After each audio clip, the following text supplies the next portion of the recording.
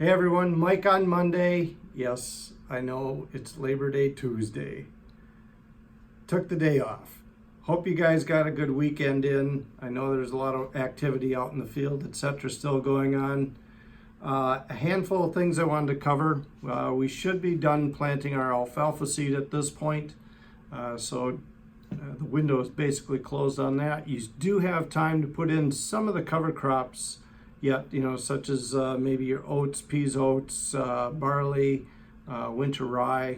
Those things are still viable, but those longer season things that take, a good 60 days to get developed may not be your best investment at this point on those.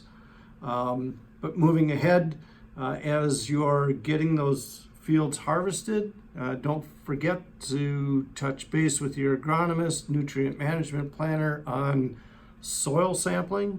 Let's get those samples pulled here in between harvest and any additional activity on the field, such as manure or tillage. It's a lot more efficient if we can get in there and get those samples pulled in between harvest and any tillage work, as well as manure applications.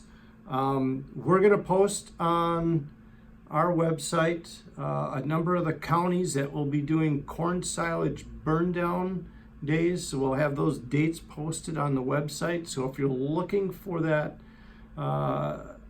time when they're going to be occurring, check out the website for that. I know it's going to be all over the board because we have a very broad spectrum of planting this year. And within the field itself is going to be extremely tough, especially as you get into fields that have a lot of roll to them in the crop right now.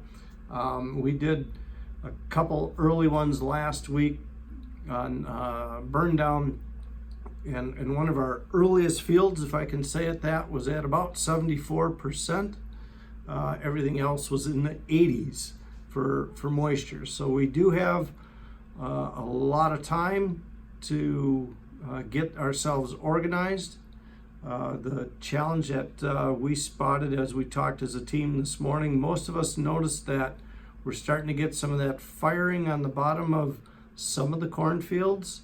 So even though we're not really gaining a lot of heat during the day, we have other things that's going on in that plant as far as what's driving it towards maturity / dry enough to start harvesting. So keep your eyes open, be monitoring those corn silage fields, watching closely. This is typically the time of year if a disease rolls in and you can go from good moisture on Friday and then by Monday it's brown. That's a troublesome note. Keep your eyes open for that. If you may want to check your hybrids. If you grew one of those last year, if you have that out in the field again this year, make sure you're watching that extra close so that we hit the timing of it, because I know we're all after the tons that exist out in the fields, even though they're going to be limited for a lot of farms, those tons. Let's make sure we're maximizing what we have.